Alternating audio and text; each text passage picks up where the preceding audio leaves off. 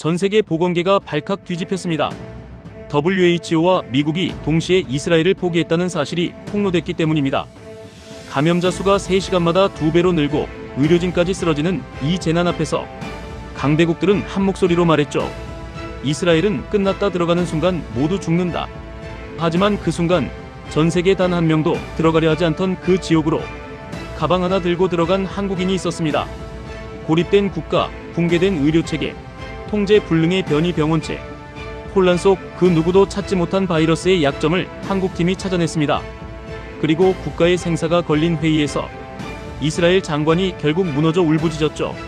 한국이 아니었다면 이 나라는 존재하지 못했습니다. 세계가 등을 돌린 절망의 한가운데 왜 오직 한국만이 그 지옥문을 열고 들어간 걸까?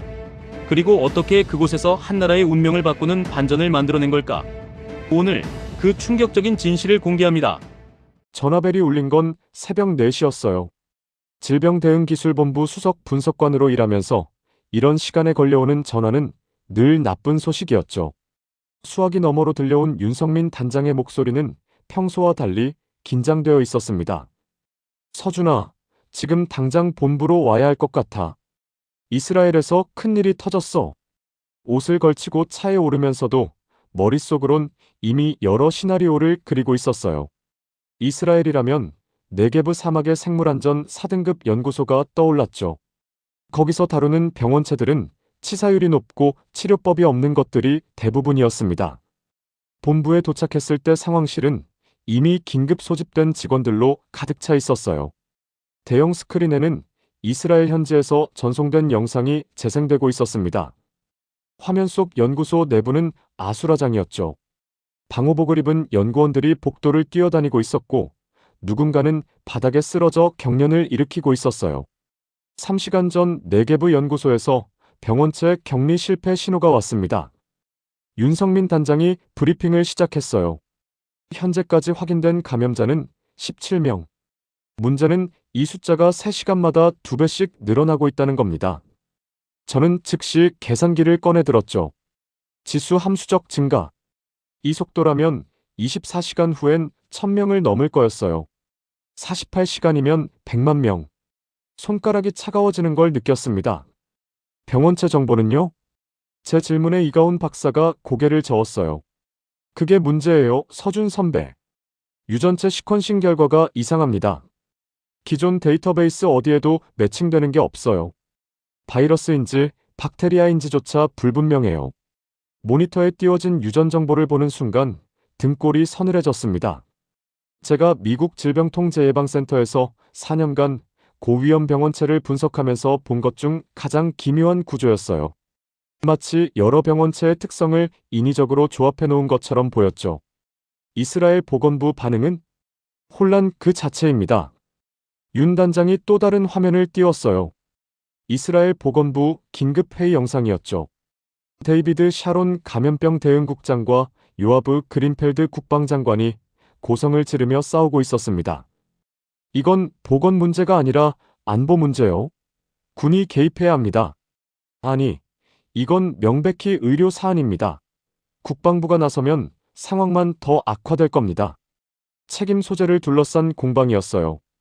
정작 환자들은 늘어나는데 누가 지휘해야 하는지조차 정해지지 않은 상황. 저는 이런 혼란이 얼마나 치명적인지 CDC에서 충분히 봐왔습니다. 오전 8시 이스라엘 텔아비브 공항 실시간 영상이 들어왔어요. 출국하려는 사람들로 터미널이 인산인해를 이뤘죠. 하지만 어느 나라도 이스라엘발 항공편을 받아주지 않았습니다. 유럽연합이 가장 먼저 입국 금지를 선언했고 미국, 중국, 러시아가 잇따라 같은 조치를 취했어요.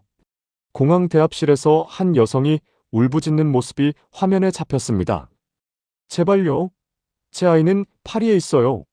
가게 해주세요. 하지만 항공사 직원은 고개를 저을 수밖에 없었죠.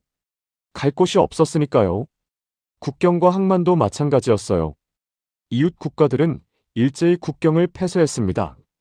이스라엘은 말 그대로 섬이 되어가고 있었어요. 오전 10시 세계보건기구 긴급 기자회견이 열렸습니다. 사무총장의 표정은 어두웠어요. 현재 해당 병원체는 분류 불가 상태입니다. 기존 프로토콜로는 대응이 불가능하며 각국은 자체 판단하에 조치를 취하시기 바랍니다. 사실상 손을 든 거였죠. 세계보건기구조차 이 상황을 통제할 수 없다고 선언한 겁니다. 상황실이 술렁였어요. 누군가 한숨을 쉬었고 누군가는 욕설을 내뱉었습니다. 정오가 되자 이스라엘에서 긴급 요청이 왔어요. 미국의 의료팀 파견을 요청한 거였죠. 이스라엘과 미국의 관계를 생각하면 당연히 받아들일 줄 알았습니다. 하지만 1시간 후 돌아온 답변은 충격적이었어요. 정치적 부담이 크다. 현 시점에서 파견은 어렵다. 미국 국무부의 공식 입장이었습니다. 선거를 앞둔 시점에서 자국민을 위험에 노출시킬 수 없다는 게 이유였죠. 이스라엘 정부는 분노했지만 달리 방법이 없었어요. 오후 2시 감염자 수는 68명으로 늘어났습니다. 예측 모델 그대로였어요. 이가온 박사가 업데이트된 시뮬레이션을 보여줬죠. 이 속도면 일주일 안에 이스라엘 전체 인구의 10%가 감염됩니다. 그리고 이건 국경 봉쇄가 완벽하게 유지된다는 가정하에서예요. 저는 지도를 바라봤습니다. 이스라엘 주변 국가들, 레바논, 시리아, 요르단, 이집트 모두 국경을 폐쇄했다고는 하지만 완벽한 봉쇄란 없었어요. 밀입국, 밀수, 불법 통과. 경로는 얼마든지 있었죠. 바이러스가 중동 전역으로 퍼지는 건 시간 문제였습니다. 오후 4시 본부장실로 호출됐어요. 들어서자 본부장과 윤석민 단장, 그리고 보건복지부 차관이 앉아 있었습니다. 한서준 수석. 본부장이 저를 똑바로 쳐다봤어요. 대한민국이 대응팀을 파견하기로 했네. 자네가 팀장을 맡아줘야겠어. 순간 귀를 의심했습니다. 모든 나라가 손을 놓은 상황에서 우리가 간다고요? 위험 부담이 너무 큽니다. 제가 즉시 반대 의견을 냈어요. 감정이 아니라 데이터가 그렇게 말하고 있었으니까요. 알고 있네. 하지만 이건 인도적 문제를 넘어선 문제야. 차관이 말했습니다. 이 바이러스가 이스라엘 밖으로 나오는 건 시간 문제입니다. 지금 막지 않으면 결국 우리도 당하게 돼요. 그리고 솔직히 말하면 이건 기회이기도 합니다. 기회. 그 단어가 묘하게 가슴에 박혔어요. 세계가 외면한 위기를 대한민국이 해결한다면 우리의 위상은 완전히 달라집니다. 방역기술, 의료 시스템, 국제적 신뢰도, 모든 게 바뀔 수 있어요. 저는 모니터 속 이스라엘을 다시 봤습니다. 혼란, 공포, 절망, 그리고 아무도 도와주지 않는 고립. 계산적으로 생각하면 가지 말아야 했어요. 하지만 동시에 알고 있었죠. 누군가는 가야 한다는 걸. 팀 구성은 제게 맡겨주십시오. 제 입에서 나온 대답이었습니다.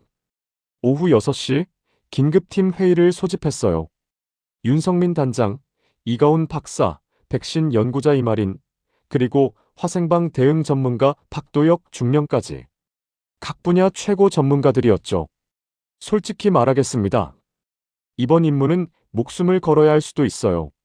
제가 먼저 입을 열었습니다. 병원체 정체도 불분명하고 치료법도 없고 현지 상황은 통제 불능입니다.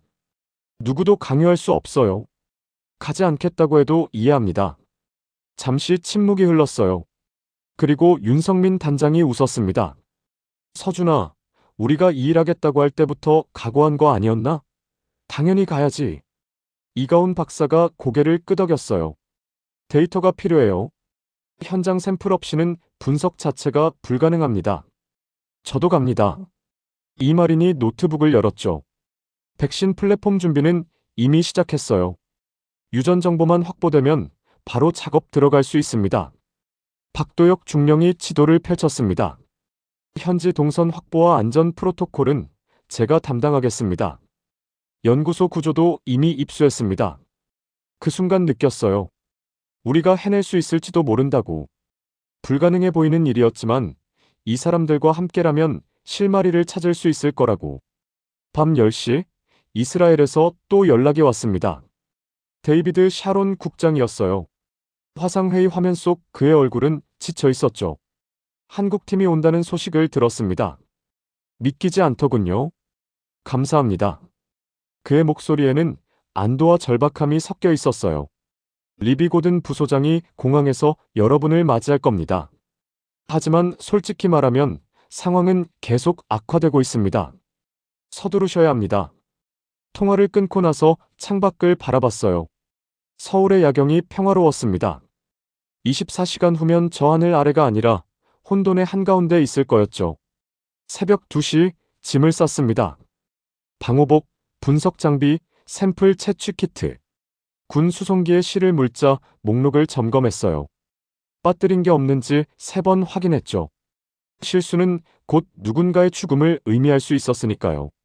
아침 6시 공군 기지에 도착했습니다. 수송기가 활주로에서 대기하고 있었어요. 팀원들이 하나둘 모여들었죠. 누구도 많은 말을 하지 않았습니다. 각자 자기 장비를 점검하고 서류를 확인하고 마지막 준비를 했어요. 윤성민 단장이 제 옆으로 왔습니다. 긴장되나? 아니요. 그냥 계산하고 있습니다. 거짓말이었어요. 긴장되지 않을 리 없었죠. 하지만 지금 필요한 건 감정이 아니라 냉철한 판단이었습니다. 탑승 시간이 됐어요. 수송기 문이 열렸고 우리는 하나씩 계단을 올랐습니다.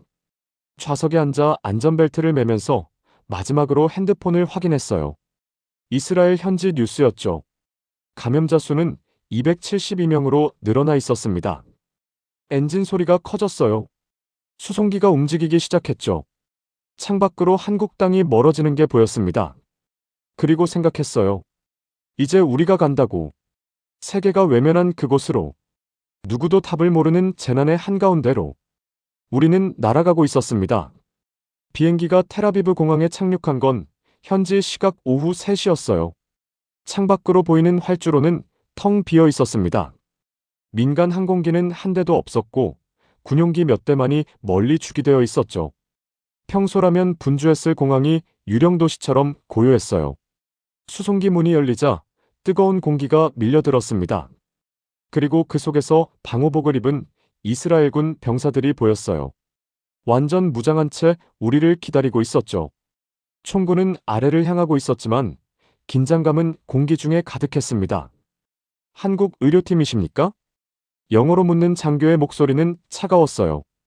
우리가 고개를 끄덕이자 그는 손짓으로 방향을 가리켰습니다. 이쪽으로 오십시오. 먼저 검역을 받으셔야 합니다. 공항 터미널로 가는 길은 철조망과 차단벽으로 막혀 있었어요. 임시로 만든 검역소가 설치되어 있었고 그 앞에는 수십 명의 사람들이 줄을 서 있었습니다. 모두 떠나려다 발이 묶인 사람들이었죠. 한 남자가 의료진에게 소리쳤어요. 검사 결과가 음성이라고 했잖아요. 왜 못 나가게 하는 겁니까? 하지만 대답은 돌아오지 않았습니다. 의료진도 군인도 누구도 명확한 답을 주지 못했어요. 지시체계가 무너진 거였죠. 누가 책임자인지, 누구의 명령을 따라야 하는지조차 불분명한 상태였습니다. 우리는 별도의 검역 라인으로 안내됐어요. 체온 측정, 혈액 검사, 문진. 절차는 신속하게 진행됐지만 담당 의료진의 손은 떨리고 있었습니다. 공포가 전염되고 있었어요. 터미널 안으로 들어서자 상황은 더 참담했습니다. 출국 게이트마다 사람들이 몰려 있었고 안내판에는 모든 항공편의 취소 표시가 떠 있었죠. 어린아이를 안은 여성이 바닥에 주저앉아 울고 있었고 노부부는 벤치에서 망연자실한 표정으로 앉아 있었어요. 이쪽입니다. 리비 고든 부소장이 우리를 맞이했습니다. 50대 초반으로 보이는 그는 방호복도 벗지 않은 채였어요. 얼굴은 피곤해 보였고 눈 아래 다크서클이 짙게 깔려 있었죠. 오셔서 감사합니다. 솔직히 아무도 오지 않을 줄 알았습니다. 리비 고든의 악수는 힘이 없었어요. 며칠간 제대로 쉬지 못한 게 분명했습니다. 공항을 빠져나와 도심으로 향하는 도로는 기묘하게 한산했어요. 평소라면 차량으로 가득했을 고속도로에 차가 거의 없었죠. 대신 곳곳에 검문소가 설치되어 있었고 무장한 군인들이 지나가는 차량을 일일이 검사하고 있었습니다. 현재 텔아비브 내 이동은 엄격히 통제되고 있습니다. 리비 고든이 설명했어요. 감염 의심 구역은 완전 봉쇄됐고 그 외 지역도 필수 이동만 허용됩니다. 병원들은 이미 포화 상태고 의료진 감염도 속출하고 있습니다. 차창 밖으로 보이는 거리는 평소의 활기를 잃었어요. 상점들은 문을 닫았고 사람들은 거의 보이지 않았습니다. 가끔 보이는 사람들도 마스크를 쓰고 서둘러 걸어가고 있었죠. 보건부 청사에 도착했을 때 느낀 건 혼돈이었어요. 복도에서는 관료들이 소리를 지르며 서로 책임을 미루고 있었고 회의실마다 긴급 회의가 진행 중이었습니다. 하지만 결론은 나오지 않고 있었어요. 데이비드 샤론 국장이 우리를 맞이한 건 3층 상황실에서였습니다. 화상 회의에서 봤던 것보다 훨씬 더 지쳐 보였어요.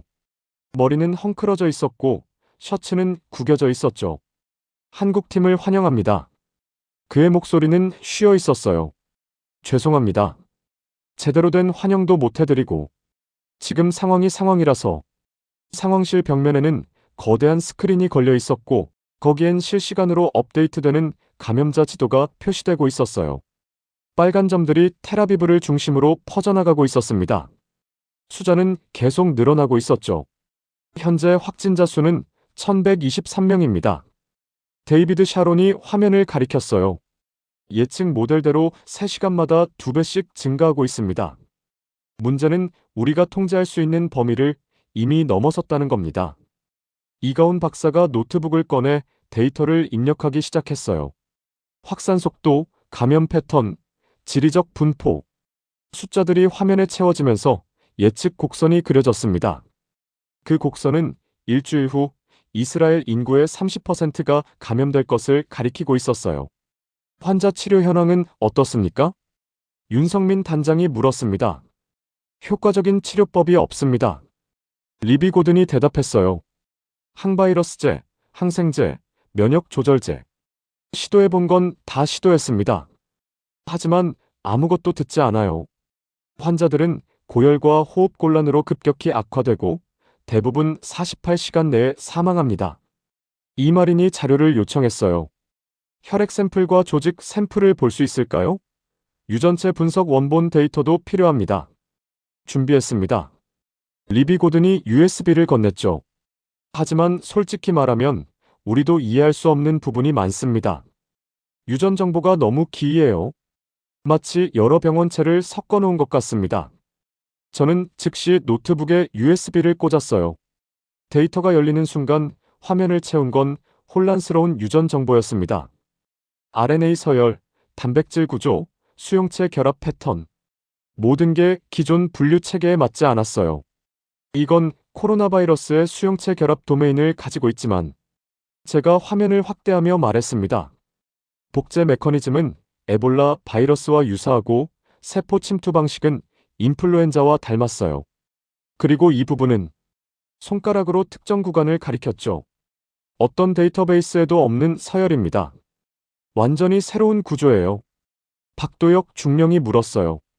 연구소 보안 기록은 확보됐습니까? 병원체가 어떻게 유출됐는지 파악이 필요합니다. 데이비드 샤론이 고개를 저었어요. 그게 문제입니다. 유출 당시 연구소 감시 시스템이 일부 마비됐습니다. 정확한 경위를 알 수 없어요. 담당 연구원들도 대부분 감염됐고. 생존자는 없습니까? 한 명 있습니다. 하지만 중환자실에 있고 의식이 없습니다. 이상했어요.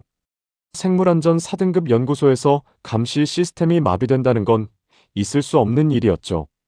2중, 3중으로 백업 시스템이 있는데 말이에요. 연구소로 가봐야겠습니다. 제가 말했어요. 현장을 직접 봐야 정확한 판단을 할 수 있습니다. 오후 7시, 우리는 네게브 사막으로 향했습니다. 군용 차량 호송을 받으며 2시간을 달렸어요. 도시를 벗어나자 풍경은 황량해졌습니다. 끝없이 펼쳐진 사막과 가끔 보이는 군부대, 그리고 멀리 보이는 연구소의 윤곽.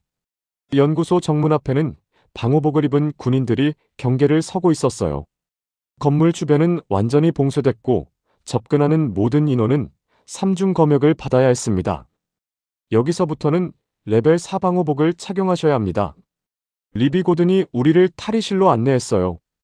방호복을 입는 데만 20분이 걸렸습니다. 내부 장갑, 외부 장갑, 헬멧, 호흡기. 모든 걸 완벽하게 밀봉해야 했죠. 연구소 안으로 들어서자 공기가 달랐어요. 소독약 냄새와 기계음만이 가득했습니다. 복도는 텅 비어 있었고 비상등만이 깜빡이고 있었죠. 샘플 보관실에 도착했을 때 저는 얼어붙었습니다. 냉동고 하나가 열려 있었어요. 경보음이 울리고 있었고 온도계는 상온을 가리키고 있었습니다. 이건 리비 고든의 목소리가 떨렸어요. 유출 당일 이후 처음 확인하는 겁니다. 당시 이 구역은 완전 봉쇄됐어서 아무도 들어오지 못했습니다. 저는 냉동고 안을 들여다봤어요. 샘플 용기 몇 개가 비어 있었습니다. 라벨에는 프로젝트 코드가 적혀 있었죠. 넥서스1이라고. 이 프로젝트는 뭡니까? 제 질문에 리비 고든이 입술을 깨물었어요. 고위험 병원체 융합 연구였습니다. 여러 바이러스의 특성을 분석하고 백신 개발에 응용하기 위한 목적이었죠. 하지만 실험 단계였고 절대 외부로 나갈 수 없는 물질이었습니다. 융합 연구. 그 단어가 머릿속에서 울렸어요. 그러니까 이 병원체는 자연적으로 발생한 게 아니라 인위적으로 만들어진 거였단 말인가요? 실험실로 이동했습니다. 거기서 이마린과 이가온 박사가 샘플 분석을 시작했어요. 저는 유전 정보를 하나하나 뜯어봤죠. RNA 서열을 따라가면서 변이 패턴을 추적했습니다. 그리고 발견했어요. 서열의 특정 구간에서 반복되는 패턴이 보였습니다. 자연적인 변이에서는 나타나지 않는 규칙적인 배열이었어요. 마치 누군가 의도적으로 설계한 것처럼. 이가온 박사. 제가 불렀습니다. 이 부분 좀 보세요. 염기 서열이 12개 단위로 반복되고 있어요. 이건 자연 돌연 변이가 아닙니다. 이가온 박사가 화면을 확대했어요. 그리고 숨을 들이켰죠. 맞아요. 이건 인위적 편집의 흔적입니다. 크리스퍼나 유사한 유전자 가위 기술을 쓴 것 같아요. 심장이 빠르게 뛰기 시작했습니다. 만약 이게 사실이라면 우리가 상대하는 건 단순한 신종 바이러스가 아니었어요. 누군가 의도적으로 만든 병원체였습니다. 더 분석이 필요합니다. 이마린이 말했어요. 하지만 서준 선배 말이 맞다면 이건 우연이 아니에요. 누군가 이 바이러스를 설계한 겁니다. 저는 다시 화면을 응시했어요. 데이터가 말하고 있었습니다. 이 구조는 자연적이지 않다고. 분석을 시작한 지 6시간이 흘렀어요. 연구소 격리구역 안에서 저는 화면만 바라보고 있었습니다. RNA 서열이 끝없이 펼쳐졌고 그 속에서 패턴을 찾아내는 작업은 마치 어둠 속에서 실을 더듬는 것 같았죠. 이마린이 옆 테이블에서 백신 플랫폼 시뮬레이션을 돌리고 있었어요. 화면에는 연속으로 실패 메시지가 떴습니다. mRNA 백신, 바이러스 벡터, 단백질 서브 유닛. 모든 방식이 작동하지 않았어요. 안 돼요. 이마린의 목소리는 지쳐 있었습니다. 항원 구조가 계속 변해요. 백신을 설계해도 바이러스가 이미 다른 형태로 바뀌어 있어요. 이건 정상적인 속도가 아니에요. 이가온 박사가 노트북을 들고 다가왔어요. 얼굴에는 긴장이 역력했죠. 서준 선배, 이거 보세요. 확산 예측 모델 업데이트 했는데요. 화면에 띄워진 그래프는 거의 수직에 가까웠습니다. 이틀 후면 이스라엘 인구의 절반이 감염된다는 계산이었어요. 사흘 후면 통제 불가능한 범유행 상태가 될 거였죠. 주변 국가로의 확산 가능성은요? 제 질문에 이가온 박사는 고개를 끄덕였습니다. 국경 봉쇄가 완벽하지 않은 이상 일주일 안에 레바논과 요르단으로 넘어갈 확률이 90%를 넘어요. 그 후론 말을 잇지 못했어요. 그 후는 말할 필요도 없었습니다. 중동 전역, 그리고 세계로. 새벽 2시, 이스라엘 보건부에서 긴급 연락이 왔어요. 텔아비브 최대 병원인 이치로프 메디컬 센터가 포화 상태라는 보고였습니다. 중환자실 침상이 모두 찼고 복도에까지 환자들이 누워있다고 했죠. 화상회의로 연결된 화면 속 데이비드 샤론은 무너져 있었어요. 이틀 전보다 훨씬 더 야위어 보였고 목소리는 떨리고 있었습니다. 의료진 감염자가 200명을 넘었습니다. 간호사들이 쓰러지고 의사들이 격리되고 있어요. 이 속도면 일주일 안에 의료 시스템 자체가 멈춥니다. 윤성민 단장이 물었어요. 추가 의료 인력 투입 계획은 있습니까? 없습니다. 요아브 그린펠드 국방장관이 대답했죠. 군 의무대를 투입하려 했지만 보건부에서 반대했습니다. 민간 의료 체계와 군 의료 체계가 서로 호환되지 않는다는 이유였어요. 그건 핑계입니다. 데이비드 샤론이 소리쳤어요. 국방부가 책임을 회피하려는 겁니다. 지금 필요한 건 인력이에요. 우리가 들어가면 혼란만 가중될 겁니다. 이건 의료 문제지 군사작전이 아니에요. 두 사람이 다시 싸우기 시작했어요. 저는 화면을 끄고 싶었습니다. 하지만 그럴 수 없었죠. 이게 현실이었으니까요. 재난 앞에서 무너지는 지휘체계, 책임을 미루는 관료들. 이 모든 게 사태를 더 악화시키고 있었어요. 오전 5시 리비 고든이 과거 연구 기록을 가져왔습니다. 넥서스 1 프로젝트 관련 파일이었어요. 하지만 파일을 열자마자 이상함을 느꼈죠. 이 기록, 중간이 비어 있어요. 제가 화면을 가리켰습니다. 3월부터 5월까지 실험 로그가 통째로 없어요. 그리고 연구 참여자 명단도 일부가 삭제되어 있고요. 리비 고든이 당황한 표정을 지었어요. 그럴 리 없는데요. 모든 실험은 기록이 의무화되어 있습니다. 누락될 수가 없어요. 누락이 아니에요. 저는 파일 메타데이터를 확인했습니다. 삭제 기록이 있어요. 유출 사흘 전에 누군가 의도적으로 이 파일들을 지웠습니다. 방 안의 공기가 무거워졌어요. 의도적 삭제. 그건 누군가 무언가를 숨기려 했다는 뜻이었죠. 박도혁 중령이 보안 로그를 분석하고 있었어요. 연구소 출입 기록도 이상합니다. 유출 당일 새벽 3시에 누군가 샘플 보관실에 접근했는데 아이디가 삭제되어 있어요. CCTV 영상도 해당 시간대만 파일이 손상되어 있고요. 우연이 아니었어요. 누군가 계획적으로 흔적을 지운 겁니다. 저는 다시 RNA 서열로 돌아갔어요. 변이 패턴을 하나씩 추적하기 시작했죠. 자연적 진화라면 무작위성이 있어야 했습니다. 하지만 이 서열은 달랐어요. 12개 염기 단위로 반복되는 구간이 있었어요. 그리고 그 구간마다 특정 효소 인식 부위가 삽입되어 있었죠. 이건 크리스퍼 유전자 가위로 편집했을 때 나타나는 전형적인 흔적이었습니다. 이가온 박사. 저는 화면을 공유했어요. 이 부분 보세요. 코돈 최적화가 되어 있어요. 그것도 인간 세포에 맞춰서요. 이가온 박사가 숨을 멈췄습니다. 코돈 최적화는 자연적으로 일어나지 않아요. 누군가 이 바이러스가 인간 세포에서 더 효율적으로 복제되도록 설계한 거예요. 이마린이 다가왔어요. 단백질 구조도 이상해요. 수용체 결합 부위가 인위적으로 강화되어 있어요. 자연 선택으로는 설명할 수 없는 구조예요. 증거들이 쌓여가고 있었습니다. 하나하나는 작은 조각이었지만 합쳐지면 하나의 그림을 그렸어요. 오전 9시, 저는 독자 알고리즘을 돌렸습니다. 제가 미국 질병통제예방센터에서 개발한 변이 역추적 프로그램이었어요. 바이러스의 현재 형태에서 과거로 거슬러 올라가 원형을 찾아내는 방식이었죠. 결과가 나오는데 2시간이 걸렸어요. 화면에 나타난 건 놀라운 개통수였습니다. 이 바이러스는 단일 조상에서 나온 게 아니었어요. 최소 4개의 서로 다른 바이러스가 인위적으로 결합되어 있었죠. 이건 키메라예요. 제가 말했습니다. 코로나 바이러스의 외피, 에볼라의 복제 메커니즘, 인플루엔자의 침투 방식, 그리고 정체불명의 독성 단백질. 누군가 이것들을 조합해서 만든 겁니다. 윤성민 단장이 심각한 표정으로 물었어요. 그게 가능한 겁니까? 기술적으론 가능해요. 유전자 편집 기술이 발달하면서 이런 융합병원체를 만드는 건 어렵지 않아요. 문제는 왜 만들었느냐는 거죠. 리비 고든이 변명하듯 말했어요. 넥서스 1 프로젝트는 백신 개발이 목적이었습니다. 여러 병원체의 특성을 연구해서 범용 백신을 만들려고 한 거예요. 그렇다면 왜 데이터를 지웠습니까?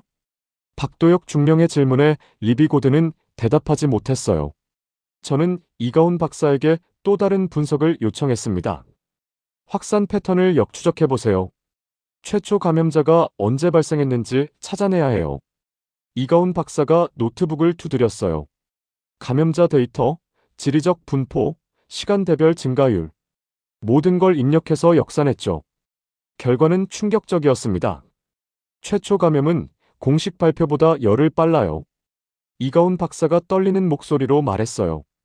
연구소 유출 사고가 있기도 전에 이미 누군가 감염되어 있었다는 뜻이에요. 방안이 조용해졌습니다. 그 말의 의미를 모두가 이해했어요. 유출 사고는 시작이 아니었습니다. 이미 그 전부터 바이러스는 퍼지고 있었던 거예요. 그럼 연구소 사고는? 윤성민 단장이 말을 끊었어요. 은폐용이었을 수도 있다는 겁니까? 아무도 대답하지 않았습니다. 하지만 데이터는 말하고 있었어요. 정호, 저는 모든 분석 결과를 종합했습니다. RNA 서열의 인위적 편집 흔적, 코돈 최적화, 키메라 구조, 의도적 데이터 삭제, 그리고 조작된 타임라인. 퍼즐 조각들이 맞춰지고 있었어요. 이마린이 마지막 증거를 가져왔어요. 서준 선배, 이거 보세요. 바이러스 외피 단백질을 분석했는데요. 화면에는 3차원 단백질 구조가 떠 있었어요. 이 부분, 인공 마커가 삽입되어 있어요. 연구 목적으로 바이러스를 추적하기 위해 넣는 표지자예요. 자연 바이러스에는 절대 존재하지 않는 구조입니다. 결정적이었어요. 인공 마커. 그건 이 바이러스가 실험실에서 만들어졌다는 직접적 증거였습니다. 저는 창밖을 바라봤어요. 네게브 사막의 지평선이 아득했습니다. 저 너머 텔아비브에서는 수천 명이 고통받고 있었고 수백 명이 죽어가고 있었어요. 그리고 그 모든 게 자연의 우연이 아니라 누군가의 선택 때문이었습니다. 윤성민 단장이 제 어깨에 손을 얹었어요. 서준아, 확실한 거지? 저는 고개를 끄덕였습니다. 네. 확실해요. 모니터 속 데이터를 다시 한번 훑어봤어요. 모든 증거가 한 방향을 가리키고 있었습니다. 이 병원체는 자연에서 나온 존재가 아니었어요. 회의실은 조용했어요.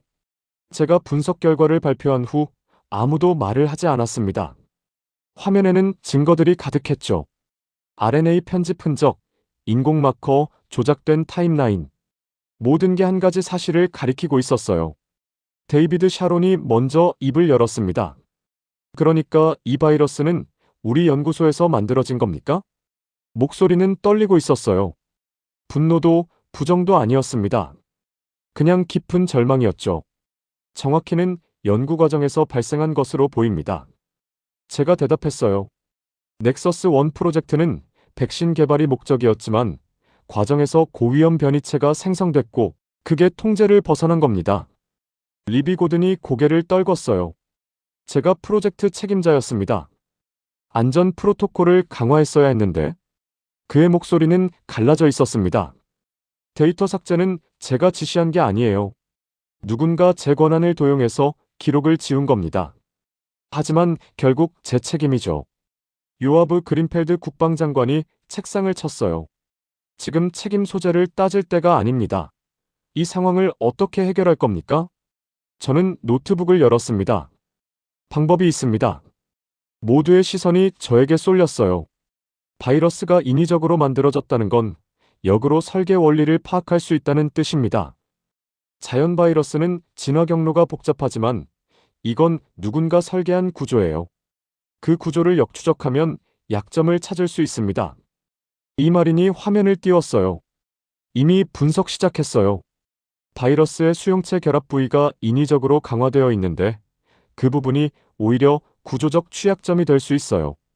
과도하게 최적화된 부분은 특정 억제제에 취약하거든요. 이가운 박사가 덧붙였죠. 확산 패턴도 예측 가능해요. 인위적 변이라면 변이 속도가 일정한 규칙을 따를 겁니다. 그 규칙을 찾으면 확산을 막을 지점을 특정할 수 있어요. 데이비드 샤론이 앞으로 몸을 기울였습니다. 얼마나 걸립니까? 24시간이면 초기 프로토타입을 만들 수 있어요. 이마린이 대답했어요. 완벽한 치료제는 아니지만 바이러스 증식을 억제하는 물질은 가능합니다. 의료진부터 투여하면 의료 시스템 붕괴는 막을 수 있어요. 윤성민 단장이 지도를 펼쳤습니다. 현장 대응 체계도 재구축해야 합니다. 지금 이스라엘 보건부와 국방부가 따로 움직이고 있는데 통합 지휘 체계가 필요해요. 박도혁 중령이 고개를 끄덕였어요. 군 자원과 민간 의료를 연결하는 작전 계획을 짜겠습니다. 물자 수송, 환자 이송, 격리 구역 관리 모두 단일 체계로 통합할 수 있어요. 요아브 그린펠드가 처음으로 고개를 숙였습니다. 도와주십시오. 우리만으로는 안 됩니다. 그 순간 느꼈어요. 이스라엘이라는 나라가 얼마나 절박한지를. 세계가 외면한 상황에서 우리만이 유일한 희망이었던 거죠. 다음 24시간은 숨 돌릴 틈이 없었어요. 이마리는 연구소에서 억제물질 합성에 매달렸고 이가운 박사는 확산 모델을 업데이트하며 최우선 대응 지역을 특정했습니다. 윤성민 단장과 박도혁 중령은 이스라엘 군보건부와 협력해 통합 지휘 체계를 구축했어요. 저는 계속 데이터를 분석했습니다. 바이러스의 약점을 더 찾아내기 위해서요. RNA 복제 과정에서 특정 염기 서열이 반복될 때 오류가 발생한다는 걸 발견했어요. 그 오류를 유도할 수 있다면 바이러스 자체가 무력화될 수 있었죠.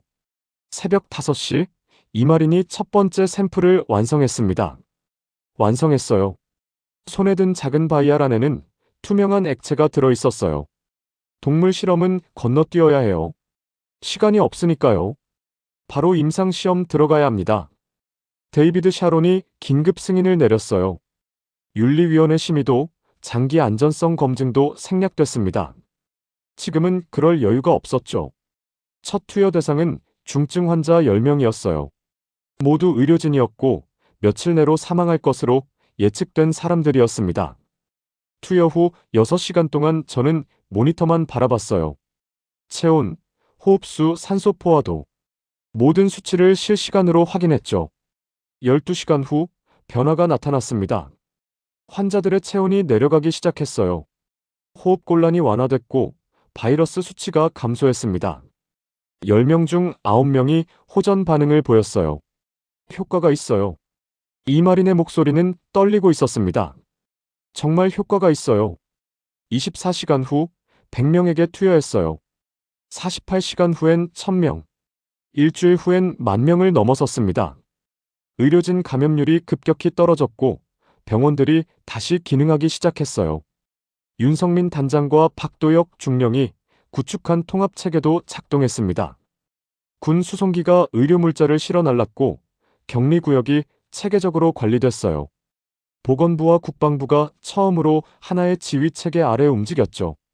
이가운 박사의 예측 모델도 맞아떨어졌어요. 우선 대응 지역에 자원을 집중 투입하자 확산 속도가 눈에 띄게 줄어들었습니다. 지수 함수 곡선이 평탄해지기 시작했어요. 2주일 후 신규 감염자 수가 처음으로 감소세로 돌아섰습니다.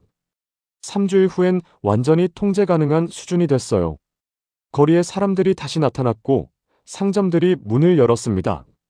텔아비브 보건부 청사에서 공식 회의가 열렸어요. 데이비드 샤론이 단상에 섰습니다. 그는 3주 전보다 훨씬 안정된 표정이었어요.